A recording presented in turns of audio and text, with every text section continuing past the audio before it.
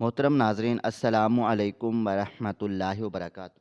میں حاملہ تھی اور سڑکوں پر بھیک مانگتی تھی۔ ایک دن اولڈ ہوم کی گاڑی مجھے لے گئی۔ وہاں ایک بہت امیر لیکن لاوارث بوڑھی عورت نے مرتے وقت اپنا سارا زیور اور جائیداد میرے ہونے والے بچے کے نام کر دی۔ جب وکیل صاحب نے کاغذات تیار کیے تو ایسا انکشاف ہوا کہ میں دنگ رہ گئی۔ وہ عورت تو لاہور کی دسمبر والی یخ بستہ راتوں میں سے وہ ایک ایسی رات تھی جب سرد ہوا ہڈیوں میں اتر کر خون جمانے کی دھمکی دے رہی تھی، اور آسمان پر چھائے گہرے سرمائی بادلوں نے چاند ستاروں کو اپنی سیاہ چادر میں لپیٹ رکھا تھا، جس کی وجہ سے سڑکوں پر پھیلی پیلی روشنی بھی دھندلی اور اداس لگ رہی تھی۔ فٹ پاتھ کے کنارے بیٹھی میں اپنے پھٹے پرانے شال میں خود کو سمیٹنے کی ناکام کوشش کر رہی تھی، مگر سردی تھی کہ میرے وجود کے ہر مسام میں سرایت کرتی جا رہی تھی۔ میرا نام کنزا تھا، اور کچھ عرصہ پہلے تک میں ایک باعزت گھرانے کی بیٹی اور ایک محبت کرنے والے شوہر کی بیوی تھی، مگر وقت کے بے رحم پہیے نے مجھے اس موڑ پر لا کر کھڑا کر دیا تھا جہاں میری شناخت صرف ایک بھکارن کی رہ گئی تھی۔ میرا 7 ماہ کا حمل میرے لیے خوشی کا باعث ہونے کے بجائے ایک ایسا بوجھ بن چکا تھا جس کی حفاظت کے لیے مجھے اپنی عزت نفس کا جنازہ نکالنا پڑا تھا۔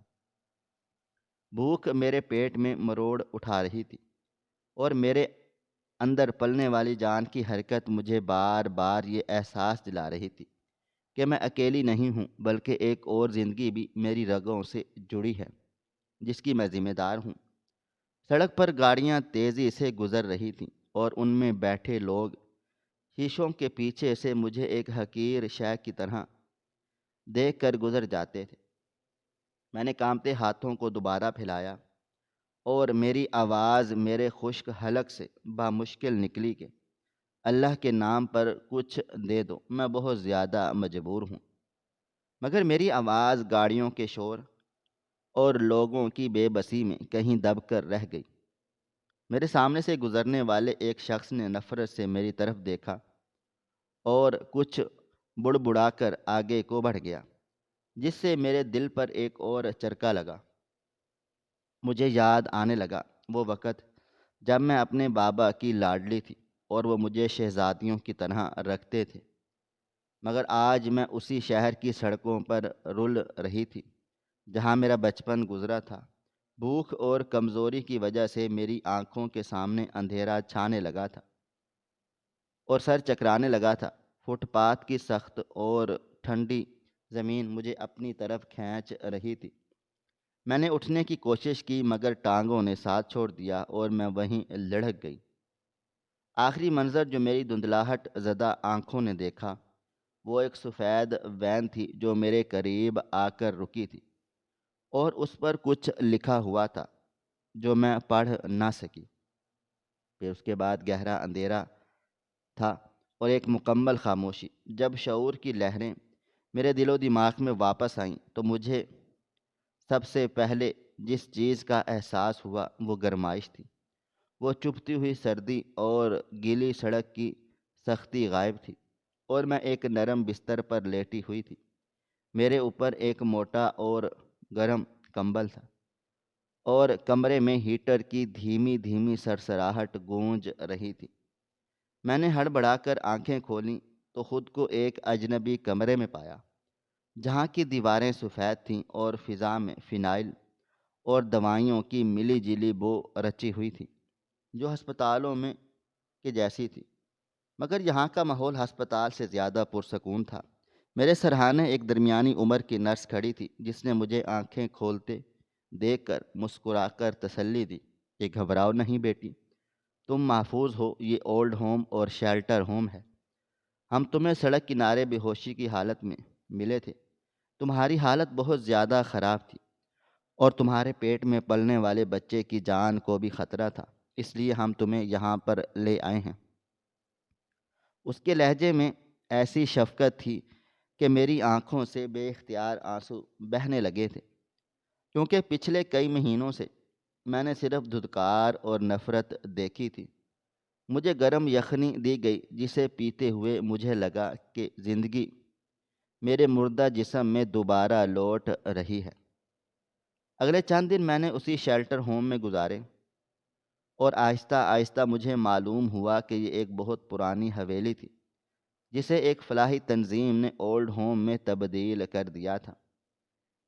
یہاں زیادہ تر وہ بزرگ خواتین رہتی تھیں جنہیں ان کی اولادوں نے بوجھ سمجھ کر گھر سے نکالا تھا، یا وہ دنیا میں اکیلی رہ گئی تھی۔ میں وہاں سب سے کم عمر تھی، اور میری حالت دیکھ کر وہاں کی انچارج نے مجھے عارضی طور پر وہاں رہنے کی اجازت دے دی تھی، کیونکہ حاملہ ہونے کی وجہ سے وہ مجھے دوبارہ سڑک پر پھینکنے کا حوصلہ نہیں کر پا رہے تھے۔ میں نے خود کو بھی حالات کے دھارے پر چھوڑ دیا تھا، کیونکہ میرے پاس جانے کے لیے کوئی چھت نہیں تھی۔ صحت بہتر ہونے پر میں نے خود کو کمرے میں بند رکھنے کی بجائے وہاں کام کرنے کا فیصلہ کیا، تاکہ میں ان کے احسان کا بدلہ چکا سکوں اور خود کو مصروف رکھ سکوں۔ میں بزرگ خواتین کے چھوٹے موٹے کام کر دیتی، کبھی کسی کے سر میں تیل لگا دیتی، کبھی کسی کو کھانا کھلا دیتی، اور کبھی صفائی میں عملے کی مدد کر دیتی۔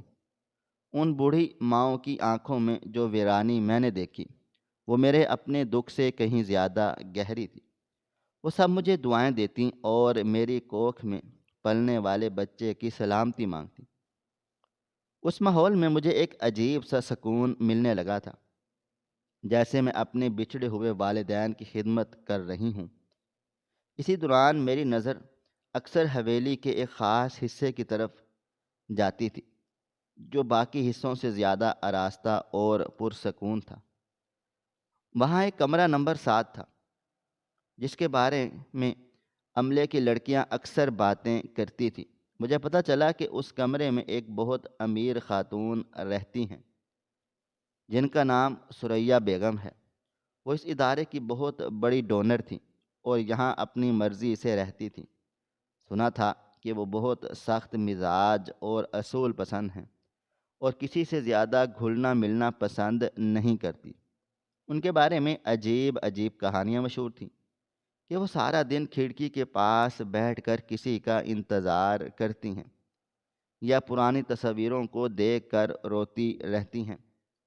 مجھے ان کے بارے میں سن کر ایک انجانا سا تجسس محسوس ہوتا تھا، مگر کبھی ان کے کمرے کی طرف جانے کی ہمت نہیں ہوئی تھی۔ ایک رات شدید بارش ہو رہی تھی، اور سردی کی لہر دوبارہ لوٹ آئی تھی کہ اچانک ڈیوٹی پر موجود نرس کی طبیعت خراب ہو گئی اور اسے ہسپتال جانا پڑا۔ رات کے پچھلے پہر ہاسٹل کی انچارج میرے پاس آئیں اور پریشانی کے عالم میں کہا، کنزا، تم ایک سمجھدار اور سلجھی ہوئی لڑکی ہو۔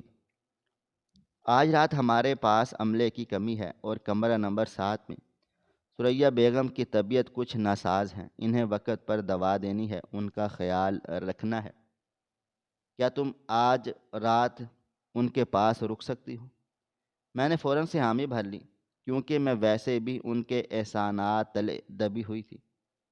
میں نے چادر اوڑھی اور دل میں تھوڑا سا خوف لیے کمرہ نمبر 7 کی طرف بڑھی، کیونکہ میں نے ان کے غصے کے بارے میں بہت کچھ سن رکھا تھا۔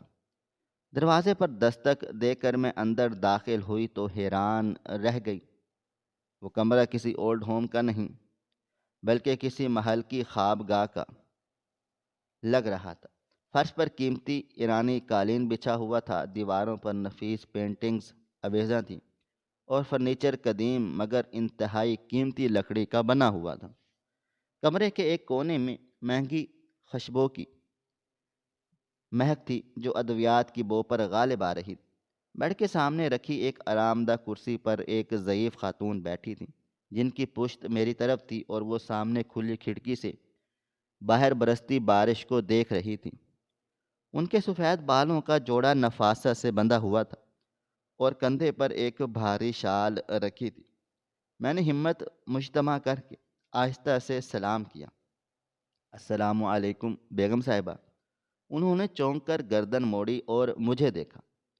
ان کا چہرہ جھریوں سے بھرا ہوا تھا، مگر ان جھریوں کے درمیان ایک ایسی خاندانی وجاہت اور حسن کی باقیات تھیں جو یہ بتانے کے لیے کافی تھی کہ اپنی جوانی میں وہ بلا کی حسین رہی ہوں گی۔ ان کی آنکھوں میں ایک ایسی گہرائی اور سرد مہری تھی جس نے مجھے ایک لمحے کے لیے سہمنے پر مجبور کر دیا۔ انہوں نے مجھے سر سے پاؤں تک دیکھا، میری میلی چادر اور ابھرے ہوئے پیٹ پر ان کی نظریں کچھ دیر کے لیے ٹھہریں۔ تم کون ہو؟ وہ نرس کہاں ہے؟ ان کی آواز میں ایک ایسا روب تھا جو حکم دینے والوں کا خاصا ہوتا ہے۔ میں نے ادب سے جواب دیا، بیگم صاحبہ، نرس باجی کی طبیعت خراب ہو گئی ہے۔ آج رات میں آپ کی خدمت کے لیے حاضر ہوں۔ میرا نام کنزا ہے۔ انہوں نے ناگواری سے رخ پھیرا اور دوبارہ کھڑکی کی طرف دیکھنے لگی، جیسے میری موجودگی ان کے لیے کوئی اہمیت نہیں رکھتی تھی۔ میں خاموشی سے ایک طرف سٹول پر بیٹھ گئی اور کمرے کا جائزہ لینے لگی۔ وہاں ہر چیز سلیقے سے رکھی گئی تھی، مگر اس سلیقے میں ایک عجیب سے ویرانی چیخ رہی تھی۔ سائڈ ٹیبل پر کچھ پرانی کتابیں اور ایک تسبیح رکھی ہوئی تھی۔ کچھ دیر کے بعد انہیں کھانسی کا شدید دورہ پڑا۔ میں تیزی سے اٹھی اور پانی کا گلاس ان کی طرف بڑھایا۔ انہوں نے کانپتے ہاتھوں سے گلاس تھاما اور 2 گھونٹ پی کر گہری سانس لی۔ میں نے آگے بڑھ کر ان کی شال درست کی اور ان کے پاؤں پر کمبل ڈالا۔ میرے ہاتھ لگاتے ہی وہ چونکی، جیسے انہیں کسی انسانی لمس کی عادت نہ رہی ہو۔ انہوں نے غور سے میرے چہرے کی طرف دیکھا۔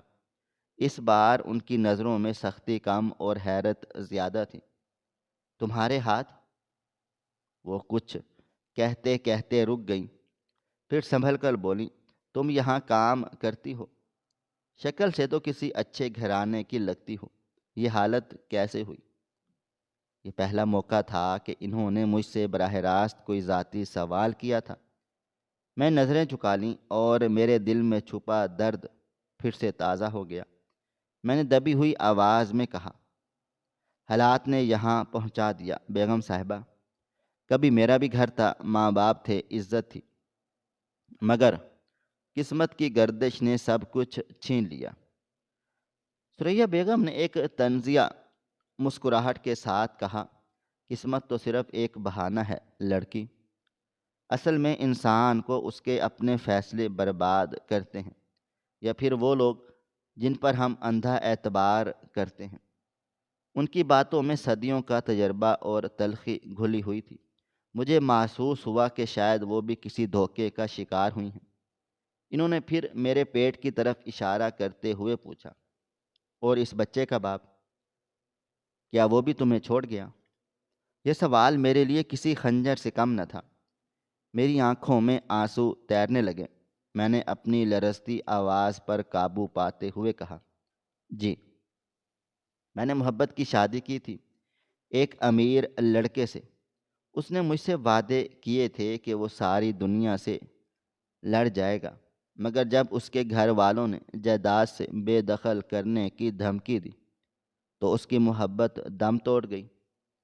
وہ مجھے اس حال میں سڑک پر چھوڑ گیا جب مجھے اس کے سہارے کی سب سے زیادہ ضرورت تھی۔ اس نے دولت کو چنا اور میں نے وفا کو، مگر ہار میری ہو گئی۔ میری بات سن کر کمرے میں ایک طویل خاموشی چھا گئی۔ صرف دیوار پر لگی گھڑی کی ٹک ٹک سنائی دے رہی تھی۔ ثریا بیگم کی آنکھوں میں ایک عجیب سی چمک ابھری۔ شاید میرے الفاظ نے ان کے ماضی کے کسی بند دریچے پر دستک دی تھی۔ وہ کچھ دیر گمسم رہیں، پھر انہوں نے آہستگی سے کہا، مرد کی فطرت میں بے وفائی ہے لڑکی، اور عورت کی فطرت میں بے وقوفی کہ وہ محبت کے بدلے سب کچھ لٹا دیتی ہے۔ میں نے بھی ساری عمر یہی دیکھا ہے، دولت اور رتبے کے آگے محبت کی کوئی حیثیت نہیں ہوتی۔ ان کے لہجے میں اب ہمدردی کی ہلکی سی جھلک تھی۔ انہوں نے مجھے کرسی قریب کرنے کا اشارہ کیا، ادھر آؤ، میرے پاس بیٹھو۔ میں جھجکتے ہوئے ان کے قریب بیٹھ گئی۔ وہ اب مجھے زیادہ غور سے دیکھ رہی تھیں۔ میری آنکھوں میں میری پیشانی پر، جیسے وہ میرے خد و خال میں کوئی گمشدہ تحریر پڑھنے کی کوشش کر رہی ہوں۔ تمہاری آنکھیں بہت اداس ہیں، بالکل ویسی جیسی میں نے بہت سال پہلے کسی کی آنکھوں میں دیکھی تھی۔ وہ خود کلامی کے انداز میں بولی۔ پھر اچانک انہوں نے مجھ سے پوچھا، تمہارا تعلق کس شہر سے ہے اور تمہارے والدین کون تھے؟ کیا وہ حیات ہیں؟ میں نے بتایا کہ میں یہیں لاہور کی رہنے والی ہوں۔ میرے والدین اب اس دنیا میں نہیں رہے، میں یتیم ہوں۔ ثریا بیگم کی دلچسپی بڑھتی جا رہی تھی۔ ان کا رویہ جو پہلے سخت تھا اب نرم پڑتا جا رہا تھا۔ شاید تنہائی انسان کو بات کرنے کا بہانہ ڈھونڈنے پر مجبور کر دیتی ہے، یہ شاید کوئی اندیکھا رشتہ انہیں اپنی طرف کھینچ رہا تھا۔ انہوں نے مجھے سے مریض کرید کر پوچھا، اپنے باپ کے بارے میں بتاؤ، کیا کرتے تھے وہ؟ میں نے ایک ٹھنڈی آہ بھری اور ماضی کی یادوں میں کھو گئی۔ میرے بابا وہ دنیا کے بہترین انسان تھے۔ اگرچہ ہم لوگ غریب تھے مگر انہوں نے مجھے شہزادیوں کی طرح پالا۔ وہ ایک موسیقار تھے، بہت ہی نفیس اور حساس طبیعت کے مالک۔ وہ اکثر وائلن بجاتے تھے اور ان کی دھنوں میں اتنا درد ہوتا تھا کہ سننے والا رو پڑتا۔ وہ کہتے تھے کہ یہ ساز ان کے دل کی آواز ہے۔ جیسے ہی میں نے وائلن اور موسیقار کا ذکر کیا، ثریا بیگم کے چہرے کے تاثرات بدلنے لگے۔ ان کے ماتھے پر شکنیں نمودار ہوئیں اور وہ سیدھی ہو کر بیٹھ گئیں۔ ان کی سانسوں کی رفتار میں ہلکا سا توازن بگڑا۔ موسیقار؟ انہوں نے زیر لب دہرایا۔ کیا نام تھا ان کا؟ میں نے ان کی آنکھوں میں دیکھتے ہوئے جواب دیا، بشیر احمد۔ نام سنتے ہی ثریا بیگم ساکت ہو گئیں۔ ان کا ہاتھ جو کرسی کے ہتھے پر رکھا تھا وہ سفید پڑ گیا اور انہوں نے زور سے اسے بھینچ لیا، لیکن انہوں نے اپنی کیفیت پر فوراً سے قابو پانے کی کوشش کی۔ کمرے کی فضا اب بوجھل ہو چکی تھی۔ ایک ایسا راز جو سالوں سے دفن تھا اب اس کمرے کی ہوا میں تحلیل ہونے کو تیار تھا، مگر میں اس سے انجان تھی۔ میں نے اپنی بات جاری رکھتے ہوئے کہا، بابا جان ہمیشہ اداس رہتے تھے۔ وہ کہتے تھے کہ ان کی زندگی میں ایک خلا ہے جو کبھی پر نہیں ہوا۔ انہوں نے مجھے کبھی کھل کر نہیں بتایا مگر مجھے لگتا تھا کہ وہ کسی کی یاد میں گم رہتے تھے۔ ثریا بیگم کی آنکھیں اب نم ہو رہی تھیں مگر انہوں نے چہرہ موڑ کر اپنے آنسو چھپا لیے۔ ان کا دل زور زور سے دھڑک رہا تھا۔ وہ جاننا چاہتی تھی کہ کیا یہ وہی بشیر ہے جس کا وہ سوچ رہی ہیں یا یہ محض ایک اتفاق ہے۔ انہوں نے اپنے خشک ہونٹوں پر زبان پھیرتے ہوئے اپنی آواز کو کانپنے سے روکتے ہوئے مجھ سے سوال کیا جس کا جواب ان کی باقی ماندہ زندگی کا رخ بدلنے والا تھا۔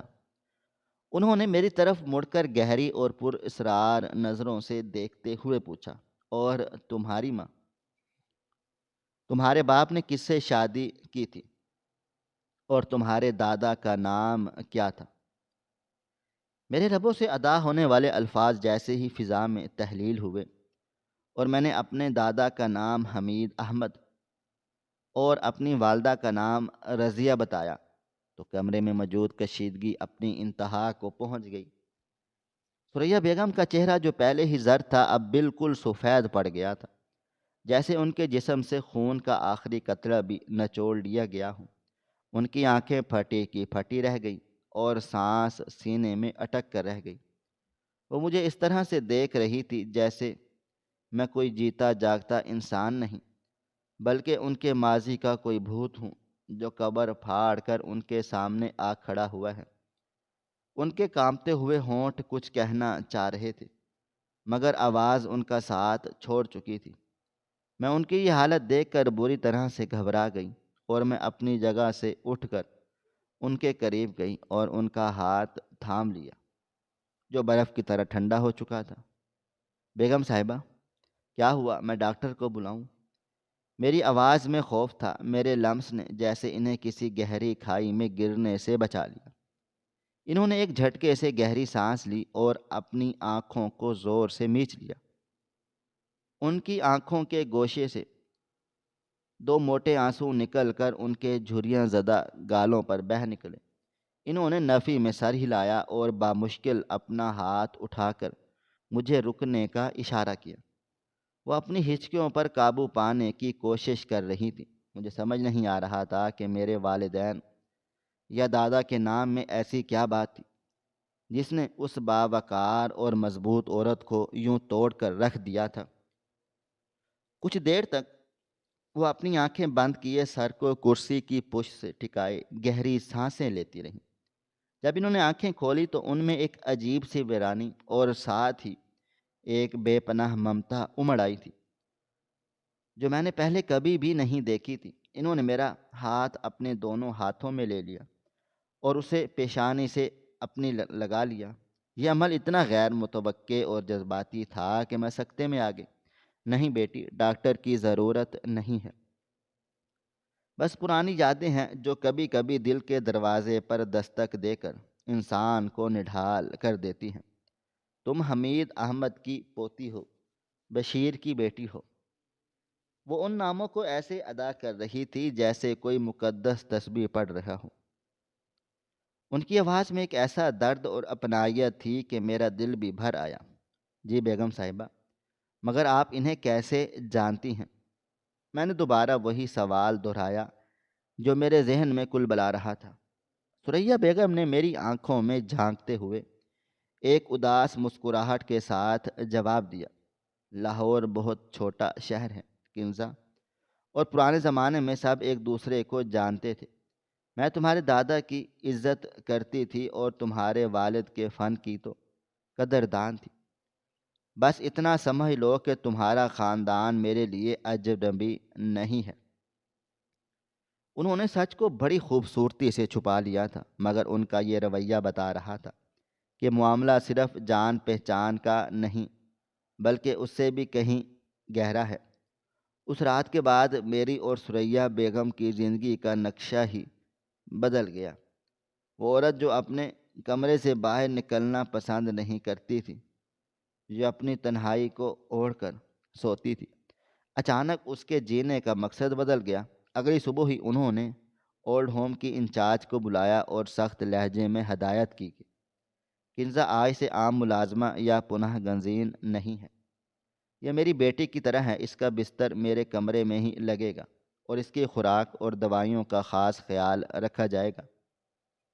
اس کے سارے اخراجات میں خود اٹھاؤں گی۔ انچارج اور باقی عملہ حیرت سے منہ کھولے انہیں دیکھتا رہ گیا، کیونکہ ثریا بیگم نے آج تک کسی کے ساتھ اتنی ہمدردی نہیں دکھائی تھی۔ میرے لیے یہ سب کسی خواب سے کم نہیں تھا۔ مجھے لگا کہ شاید اللہ تعالیٰ نے میرے صبر کا پھل مجھے دے دیا ہے۔ میں نے ان کے فیصلے پر احتجاج کرنا چاہا، میں نے ان پر بوجھ نہیں بننا چاہتی، مگر انہوں نے میری آنکھوں پر ہاتھ رکھ کر مجھے خاموش کروا دیا اور کہا، تم بوجھ نہیں ہو کنزا، تم تو میرا وہ سکون ہو جس کی تلاش میں نے ساری عمر گنوا دی۔ مجھے خدمت کا موقع دے کر تم مجھ پر احسان کر رہی ہو۔ میں ان کے کمرے میں منتقل ہو گئی۔ وہ کمرہ جو کبھی خاموشی اور اداسی کا مسکن تھا، اب وہاں زندگی کی چہل پہل شروع ہو گئی۔ ثریا بیگم نے میرے لیے نئے کپڑے منگوائے، میرے لیے خشک میوہ جات، پھل اور طاقت کی دوائیاں منگوائیں۔ وہ سارا دن مجھے اپنے پاس بٹھائے رکھتی اور مجھے زبردستی کھانا کھلاتی۔ وہ میرے پیٹ پر ہاتھ رکھ کر گھنٹوں کچھ سوچتی رہتی اور ان کے چہرے پر کبھی مسکراہٹ اور کبھی گہرا پچھتاوا بھر آتا۔ وہ اکثر مجھ سے میرے بابا کے بارے میں پوچھتی، بشیر کو کون سا رنگ پسند تھا، وہ کھانے میں کیا پسند کرتے تھے، کیا وہ کبھی میری پرانے وقتوں کی باتیں کرتے تھے۔ میں نے بتاتی تھی کہ بابا جان کو نیلا رنگ پسند تھا، وہ بھنڈی بہت شوق سے کھاتے تھے اور بارش کے دنوں میں وہ وائلن لے کر چھت پر بیٹھ جاتے اور گھنٹوں ایک ہی دھن، اداس دھن کو بجاتے رہتے۔ میں نے انہیں بتایا تھا کہ بابا اکثر کہتے تھے کہ انسان کو معاف کرنا سیکھنا چاہیے، کیونکہ غلطیاں سب سے ہوتی ہیں۔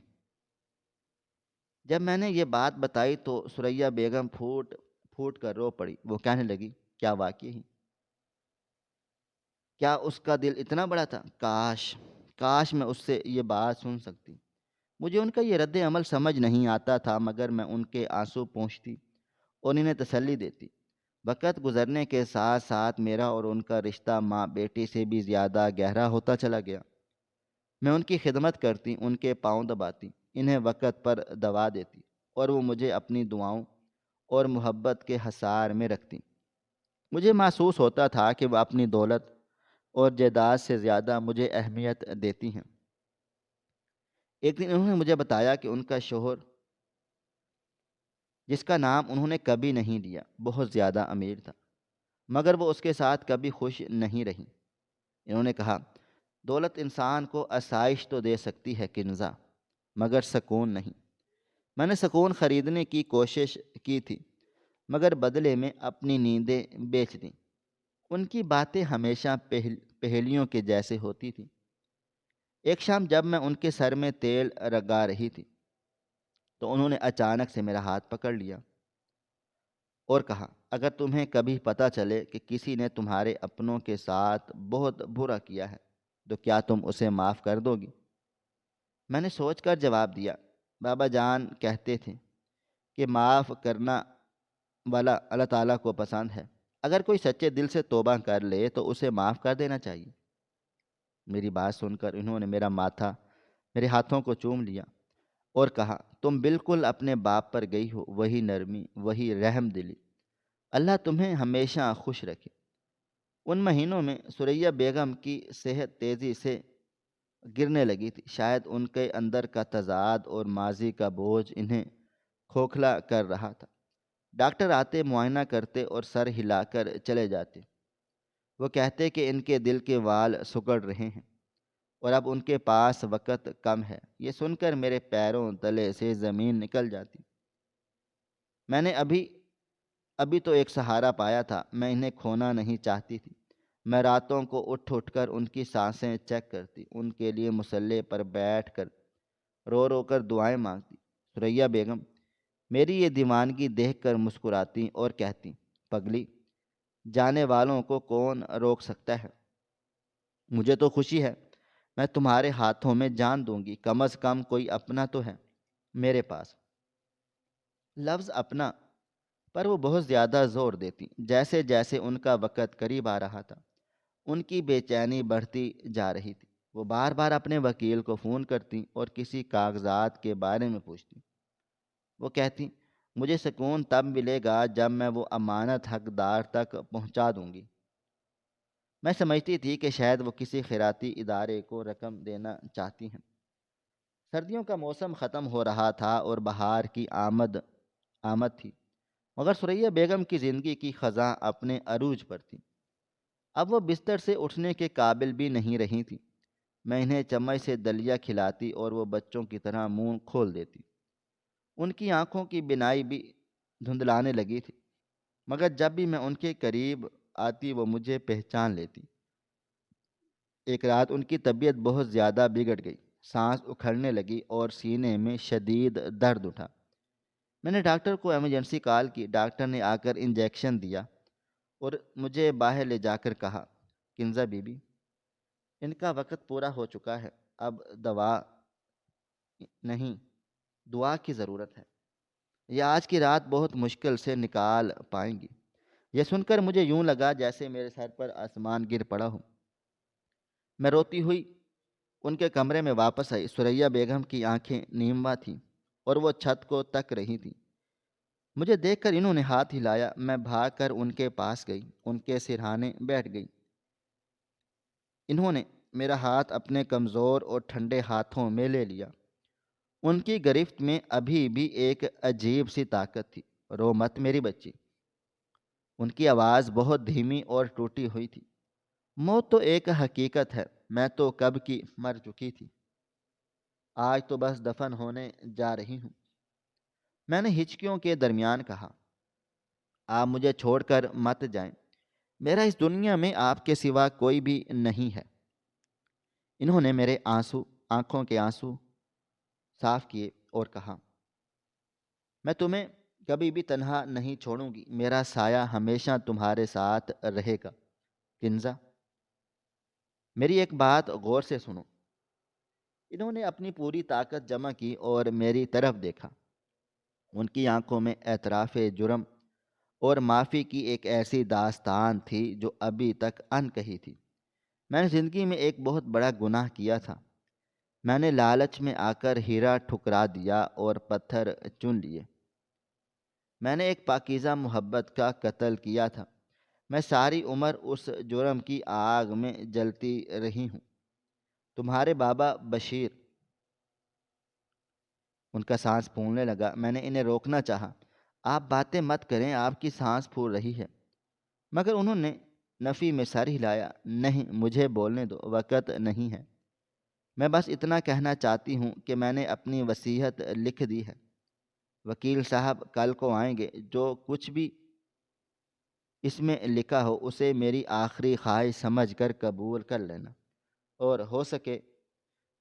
تو ہو سکے تو اس بد نصیب عورت کو معاف کر دینا جس نے تمہارے باپ کی زندگی برباد کی۔ میں اس وقت ان کی بات کا اصل مطلب نہیں سمجھ سکی۔ میں سمجھی کہ شاید وہ اپنی جوانی کی کسی غلطی کا ذکر کر رہی ہیں جو کسی اور کے ساتھ ہوئی ہوگی۔ میں نے روتے ہوئے کہا کہ میں نے آپ کو معاف کیا، اللہ تعالیٰ بھی آپ کو معاف کرے۔ آپ بہت زیادہ اچھی ہیں، آپ نے مجھے سہارا دیا۔ میری یہ الفاظ سن کر ان کے چہرے پر ایک عجیب سا اطمینان پھیل گیا، جیسے صدیوں پرانا بوجھ ان کے سینے سے اتر گیا ہو۔ ان کے ہونٹوں پر ایک ہلکی سی مسکراہٹ ابھری۔ انہوں نے اپنی دھندلی آنکھوں سے آخری بار میرا چہرہ دیکھا۔ شاید اس چہرے میں انہیں اپنا کھویا ہوا پیار، اپنا ضائع شدہ ماضی اور اپنی نسل نظر آ رہی تھی۔ انہوں نے زیر لب کلمہ پڑھا اور پھر آہستہ سے کہا، بشیر، میں آ رہی ہوں۔ یہ الفاظ اتنے مدھم تھے کہ بامشکل سنائی دیے۔ اس کے ساتھ ہی ان کی گرفت میرے ہاتھ پر ڈھیلی پڑ گئی۔ ان کی آنکھیں پتھرا گئیں اور گردن ایک طرف کو ڈھلک گئی۔ کمرے میں موجود مشین کی لمبی پیپ نے اعلان کر دیا کہ ثریا بیگم، جو کروڑوں کی مالکہ تھی مگر جذباتی طور پر کنگال، اس دنیا سے رخصت ہو چکی تھی۔ میں نے ان کے سینے پر سر رکھ کر چیخ ماری۔ میری آواز اس حویلی کی دیواروں سے ٹکرا کر گونجی۔ باہر آسمان پر بادل زوروں سے گرجے اور موسلا دھار بارش شروع ہو گئی، جیسے قدرت بھی اس ادھوری محبت اور پچھتاوے کی موت پر رو رہی ہو۔ اولڈ ہوم کا عملہ بھاگتا ہوا آیا، مگر اب وہاں کرنے کو کچھ بھی نہیں تھا سوائے رونے کے۔ میں وہیں ان کے بستر کے پاس زمین پر بیٹھ گئی۔ ان کا ہاتھ ابھی بھی میرے ہاتھوں میں تھا، مگر اب اس میں وہ حرارت نہیں تھی۔ مجھے ایسا لگ رہا تھا جیسے میں نے آج دوبارہ اپنے ماں باپ کو کھو دیا ہے۔ مجھے نہیں معلوم تھا کہ کل صبح جب سورج نکلے گا تو میرے لیے ایک نئی آزمائش اور ایک نیا انکشاف لے کر آئے گا۔ مجھے نہیں معلوم تھا کہ جس عورت کے لیے میں رو رہی ہوں وہی عورت میرے ماضی کے تمام دکھوں کی ذمہ دار تھی اور اب میرے مستقبل کی امین بن کر گئی تھی۔ اس وقت تو بس غم تھا، اندھیرا تھا اور ایک خاموشی تھی جو میرے وجود کو نگل رہی تھی۔ ثریا بیگم اپنے راز اپنے سینے میں لے کر جا چکی تھی، مگر وہ کاغذات کا ایک پلندہ پیچھے چھوڑ گئی تھی جو میری زندگی میں بھونچال لانے والا تھا۔ اس رات میں نے ان کے چہرے کو غور سے دیکھا۔ موت کے بعد ان کے چہرے سے وہ سختی اور تناؤ ختم ہو چکا تھا۔ وہ بہت زیادہ پرسکون لگ رہی تھی، جیسے ایک لمبی تھکن کے بعد سو گئی ہوں۔ میں نے ان کی پیشانی چومی اور وہیں ان کے قدموں میں سر رکھ کر لیٹ گئی۔ مجھے نہیں معلوم تھا کہ آنے والی کل میری زندگی کا سب سے بڑا موڑ ثابت ہوگی۔ ابھی تو صرف میں ایک یتیم لڑکی تھی جس نے اپنی محسنہ کو کھو دیا تھا، اور وہ محسنہ جو دراصل میری دادی کی جگہ تھی، میری سگی ہونے والی دادی، اگر لالچ درمیان میں نہ آتا۔ مگر یہ سچائی ابھی پردے میں تھی اور اس پردے کے اٹھنے میں بس چند گھنٹوں کی دیری تھی۔ جب وکیل صاحب وہ لفافہ لے کر آنے والے تھے جس میں میری تقدیر اور ثریا بیگم کا اعتراف نامہ بند تھا، باہر بارش تھمنے کا نام نہیں لے رہی تھی اور اندر میرے دل کا موسم ہمیشہ ہمیشہ کے لیے بدل چکا تھا۔ ثریا بیگم کا سفر ختم ہوا تھا، مگر میرا سفر تو شاید اب شروع ہوا تھا۔ وہ سفر جو سچائی کی کھٹن راہوں سے گزر کر مجھے میری اصل شناخت تک لے جانے والا تھا، مگر اس وقت کمرے میں صرف موت کا سکوت اور میری سسکیوں کی آواز باقی تھی۔ اگلی صبح جب سورج طلوع ہوا تو اس کی کرنوں میں وہ تپش اور روشنی نہیں تھی جو معمول کا حصہ ہوتی ہے، بلکہ فضا میں ایک عجیب سی اداسی اور سوگواری رچی ہوئی تھی، جیسے قدرت بھی ثریا بیگم کے انتقال پر خاموش ہو۔ اولڈ ہوم کی ہر دیوار اور ہر درخت پر ویرانی چھائی ہوئی تھی۔ رات بھر کی موسلادھار بارش تھم چکی تھی، لیکن ہر چیز ابھی گیلی اور نم تھی۔ میں ساری رات ثریا بیگم کی میت کے پاس بیٹھی رہی تھی۔ میری آنکھوں کے آنسو خشک ہو چکے تھے اور میں ایک پتھر کے بت کی طرح ساکت بیٹھی تھی۔ مجھے ایسا لگ رہا تھا جیسے میں دوبارہ یتیم ہو گئی ہوں۔ جنازے کی تیاریاں شروع ہوئیں تو لوگوں کی آمد کا سلسلہ شروع ہو گیا۔ مجھے حیرت ہوئی کہ وہ خاتون جو یہاں تنہا رہتی تھی، ان کے جنازے میں شہر کی سب سے بڑی بڑی شخصیات، بزنس ٹائکون اور سرکاری افسران شامل ہو رہے تھے۔ یہ سب ان کی دولت اور رتبے کا اثر تھا، مگر ان سب کے چہروں پر وہ دکھ نہیں تھا جو میرے دل میں تھا۔ وہ سب رسمی کارروائی کے لیے آئے ہوئے تھے۔ تدفین کے بعد جب ہم لوگ واپس اولڈ ہوم پہنچے تو وہاں کا ماحول مزید بوجھل ہو چکا تھا۔ میرا دل چاہ رہا تھا کہ میں کسی کونے میں چھپ کر رو لوں، مگر ابھی قدرت نے میرے لیے ایک اور امتحان تیار کر کے رکھا ہوا تھا۔ دوپہر کے وقت ایک سیاہ رنگ کی چمچماتی ہوئی گاڑی اولڈ ہوم کے گیٹ سے اندر داخل ہوئی۔ اس میں سے ایک 60-65 سالہ باوقار شخص اترے، جنہوں نے سیاہ کوٹ سوٹ پہن رکھے تھا اور ان کے ہاتھ میں ایک لیدر کا بریف کیس تھا۔ یہ ثریا بیگم کے خاندانی وکیل ایڈوکیٹ جمشید صاحب تھے۔ ان کے چہرے پر سنجیدگی اور آنکھوں میں ایک گہرا راز تھا۔ وہ سیدھے انچارج کے دفتر میں گئے اور تھوڑی دیر کے بعد مجھے وہاں بلا لیا گیا۔ جب میں دفتر میں داخل ہوئی تو وکیل صاحب نے مجھے غور سے دیکھا۔ ان کی نظروں میں ایک عجیب سی پہچان تھی، جیسے مجھے پہلے سے جانتے ہوں یا میرا انتظار کر رہے ہوں۔ کمرے میں انچارج خاتون بھی موجود تھیں جو بہت پریشان لگ رہی تھی۔ وکیل صاحب نے اشارہ کیا اور میں کرسی پر بیٹھ گئی۔ میرے دل کی دھڑکنیں بے ترتیب ہو رہی تھیں۔ مجھے لگا شاید اب مجھے یہاں سے جانا پڑے گا، کیونکہ میری سرپرست اب اس دنیا میں نہیں رہی۔ ایڈوکیٹ جمشید صاحب نے گلوگیر لہجے میں بات شروع کی۔ بی بی کنزا، میں ثریا بیگم کا قانونی مشیر اور ان کا پرانا خاندانی دوست ہوں۔ پچھلے 30 سالوں سے میں ان کے تمام قانونی معاملات دیکھ رہا ہوں، مگر جو وصیت اور جو ذمہ داری وہ مجھے کل رات سونپ کر گئی ہیں، ایسی مثال میں نے اپنی پوری زندگی میں کبھی بھی نہیں دیکھی۔ انہوں نے بریف کیس کھولا اور اس میں سے ایک مہر بند لفافہ اور ایک نیلی جلد والا فائل نکالی۔ کمرے میں مکمل خاموشی تھی، صرف کاغذات کے الٹنے پھلٹنے کی آواز آ رہی تھی۔ ثریا بیگم ایک انتہائی امیر خاتون تھی۔ ان کے شوہر کا انتقال 20 سال پہلے ہو گیا تھا اور وہ لاولد تھی۔ ان کی جائیداد میں ڈیفنس کے 2 بنگلے، گلبرگ میں ایک کمرشل پلاٹ، 3 فیکٹریوں کے شیئرز اور بینک میں کروڑوں روپے کا کیش موجود ہے۔ اس کے علاوہ ان کا خاندانی زیور جو کئی نسلوں سے چلا آ رہا ہے، اس کی مالیت الگ ہے۔ میں حیرت سے سن رہی تھی کہ وہ یہ سب مجھے کیوں بتا رہے ہیں۔ میرا ان دولت کے انباروں سے کیا لینا دینا؟ میں تو ایک بے گھر سی لڑکی تھی جیسے انہوں نے پناہ دی تھی۔ وکیل صاحب نے ایک لمحے کا توقف کیا اور پھر میری آنکھوں میں دیکھتے ہوئے وہ بم پھوڑا جس کی گونج میری باقی زندگی میں سنائی دینے والی تھی۔ کنزا بی بی، ثریا بیگم نے اپنے ہوش و حواس میں بغیر کسی دباؤ کے اپنی یہ تمام منقولہ اور غیر منقولہ جائیداد، بینک بیلنس اور زیورات آپ کے اور آپ کے پیٹ میں پلنے والے بچے کے نام کر دیے ہیں۔ یہ سنتے ہی میرے پیروں تلے سے زمین نکل گئی۔ انچارج خاتون کے منہ سے بے اختیار ایک چیخ نکلی اور وہ حیرت سے منہ پر ہاتھ رکھ کر رہ گئی۔ میں اپنی جگہ سے کھڑی ہو گئی۔ یہ سب کیسے ہو سکتا ہے؟ میں تو ان کے لیے ایک اجنبی تھی، ایک ملازمہ تھی۔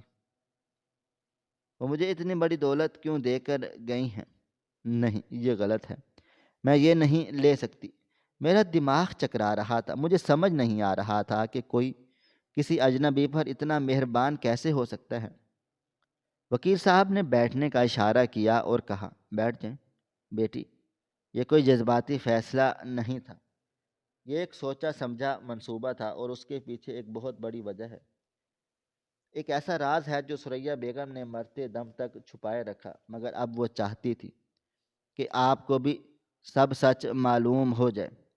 انہوں نے وہ مہر بند لفافہ میری طرف بڑھایا جس پر لرزتے ہوئے ہاتھوں سے میرا نام لکھا ہوا تھا۔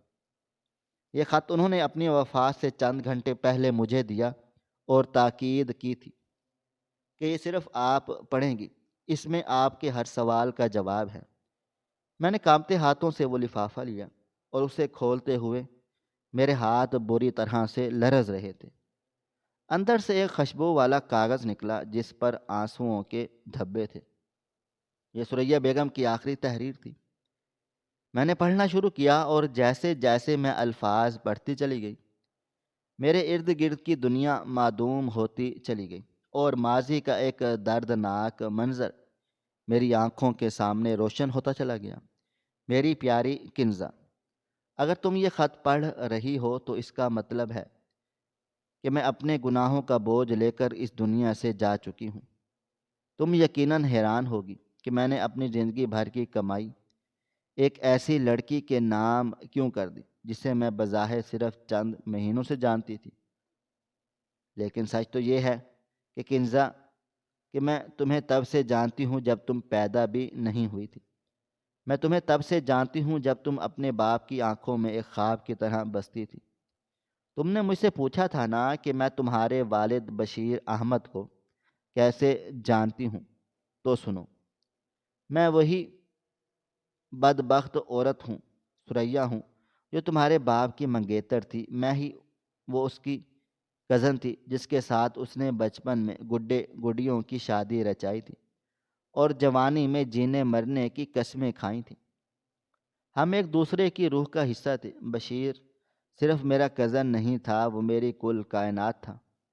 لیکن پھر میری زندگی میں ایک ایسی آزمائش چلی آئی، دولت کی آزمائش۔ میرے والدین نے مجھے ڈرایا دھمکایا کہ بشیر ایک غریب موسیقار ہے،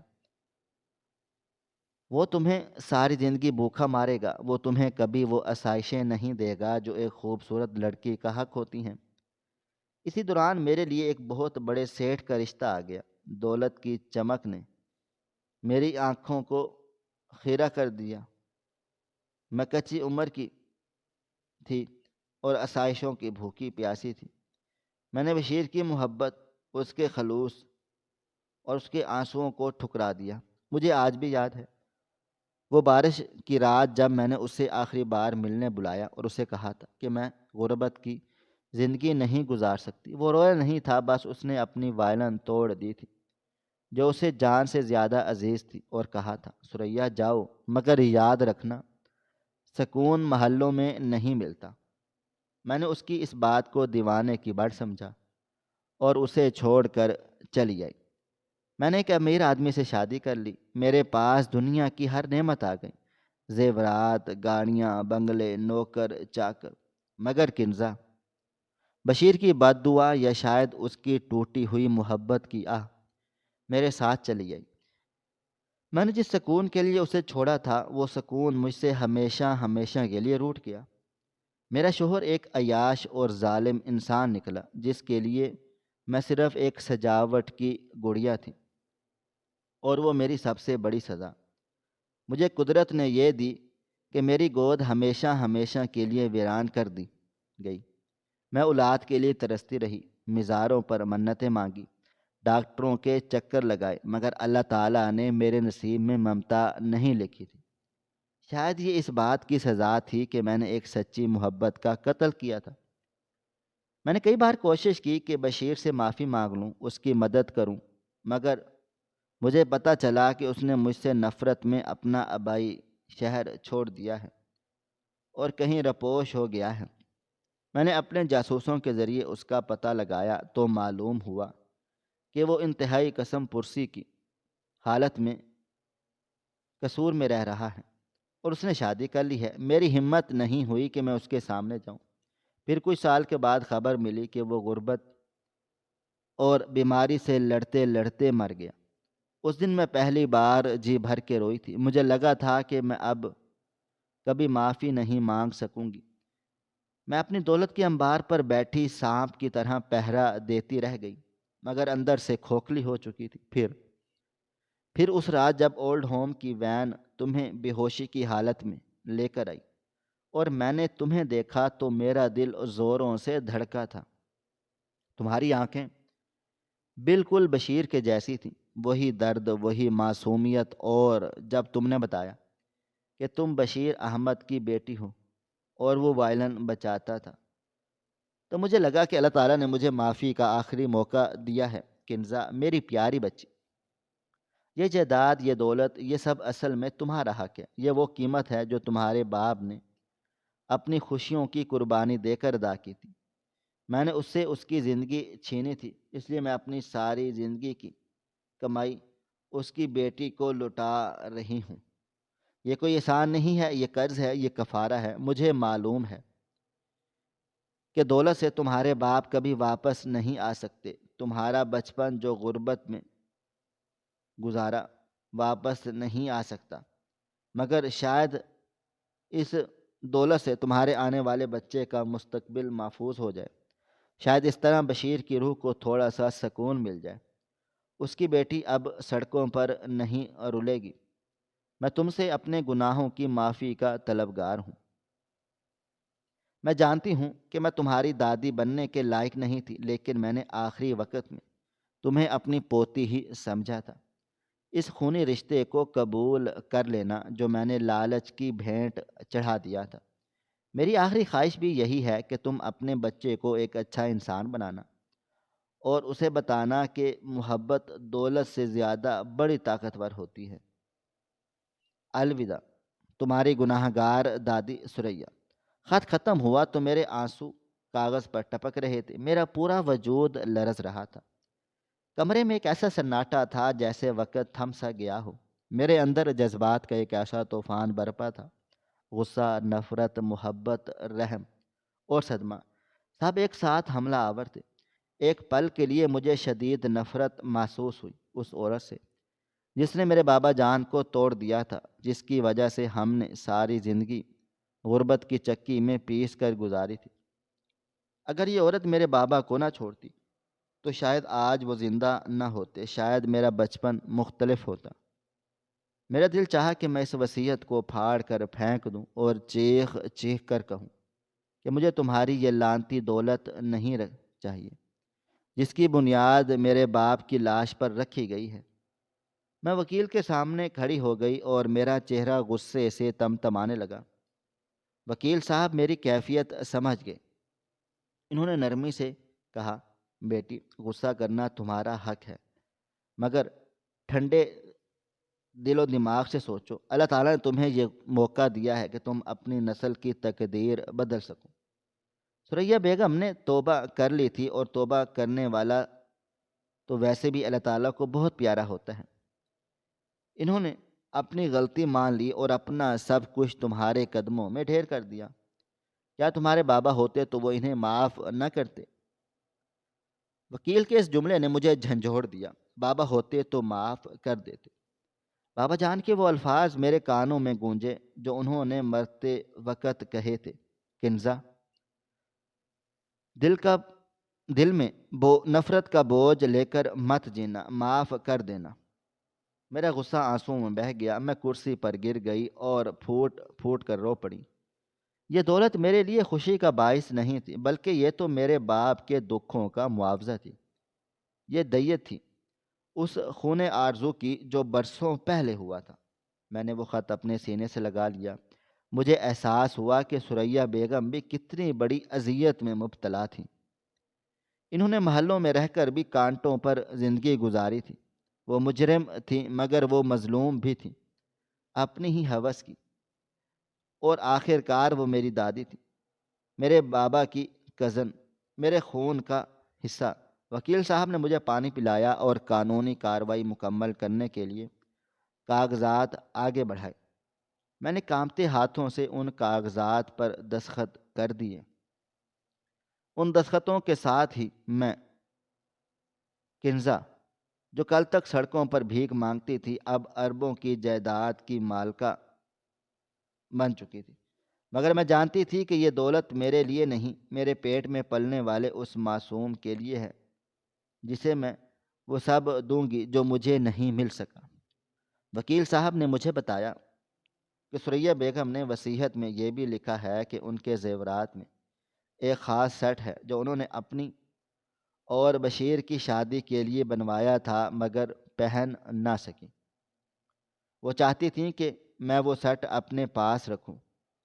انچارج باجی نے مجھے گلے سے لگا لیا اور روتے ہوئے مبارکباد دی، مگر مجھے کوئی بھی خوشی محسوس نہیں ہو رہی تھی، بس ایک بھاری ذمہ داری کا احساس تھا۔ کارروائی مکمل ہونے کے بعد وکیل صاحب چلے گئے اور میں اکیلی کمرے میں بیٹھی رہی اور کھڑکی سے باہر آسمانوں کو دیکھتے رہ گئی تھی۔ بارش کے بعد آسمان اب صاف ہو چکا تھا اور ایک مدھم سی کوسے قزا نمودار ہو رہی تھی۔ میں نے پیٹ پر ہاتھ رکھا اور اپنے بچے سے مخاطب ہو کر کہا، تمہیں کبھی غربت نہیں دیکھنی پڑے گی میری جان۔ تمہاری پردادی نے تمہارے لیے بہت کچھ چھوڑا ہے، مگر میں تمہیں سکھاؤں گی کہ اصل دولت انسان کا کردار اور محبت ہوتی ہے۔ وہ سبق جو ثریا بیگم نے مرتے وقت سیکھا، میں تمہیں زندگی کے آغاز میں سکھاؤں گی۔ کچھ دن کے بعد ثریا بیگم کے بنگلے میں شفٹ ہو گئی تھی، اور وہ بنگلہ جو اب میرا تھا، وہاں کے پرانے نوکروں نے مجھے اپنی نئی مالکن کے طور پر خوش آمدید کہا۔ میں سب سے پہلے ثریا بیگم کے کمرے میں گئی۔ وہاں دیوار پر ایک بہت بڑی تصویر لگی ہوئی تھی، جس میں وہ اپنی جوانی میں بہت زیادہ خوبصورت لگ رہی تھی۔ میں نے اس تصویر کو اتارا اور وہاں اپنے بابا جان کی تصویر لگا دی۔ پھر میں نے ثریا بیگم کی تصویر کو بابا کی تصویر کے ساتھ سائڈ ٹیبل پر رکھ دیا۔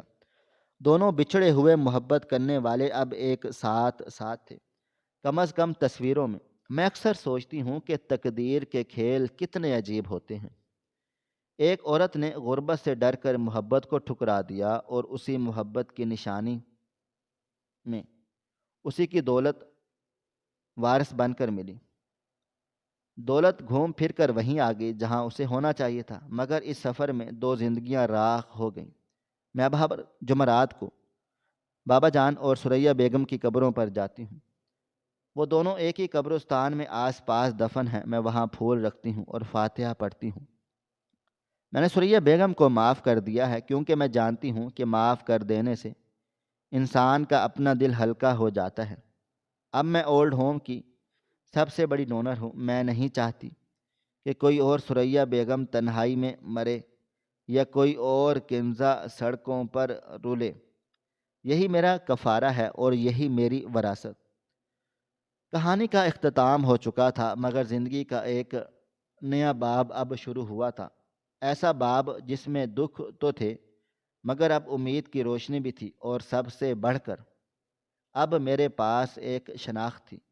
اب میں بھکارن نہیں تھی، میں بشیر احمد کی بیٹی اور ثریا بیگم کی پوتی تھی، اور میں اپنے ماضی کے زخموں کو اپنی طاقت بنا کر جینے کا ہنر سیکھ چکی تھی۔ ناظرین، آپ کو ہماری آج کی کہانی کیسی لگی؟ کومنٹ باکس میں اپنی رائے کا اظہار ضرور کریں۔ خواہش صرف اتنی ہے کہ کچھ الفاظ لکھوں جس سے کوئی گمراہی کے راستے پہ جاتے جاتے رک جائے اور نہ بھی رکے تو سوچ میں ضرور پڑ جائے۔ پیارے دوستو، امید کرتا ہوں کہ آپ کو یہ ہماری کہانی پسند آئی ہوگی۔ کہانی پسند آئی ہو تو ویڈیو کو لائک کریں، کومنٹس کریں، شیئر کرنا بالکل بھی نہ بھولیں۔ اور ہاں، اگر آپ لوگ اس چینل پر نئے ہیں تو ہمارے چینل ہریرہ انفو کو سبسکرائب ضرور کریں اور نوٹیفیکیشن کو ضرور دبائیں تاکہ آنے والی کہانی سب سے پہلے آپ کو مل سکے۔ ملتے ہیں کل ایک نئی اور دلچسپ کہانی کے ساتھ، تب تک اپنا ڈھیر سارا خیال رکھیے گا۔ اللہ حافظ۔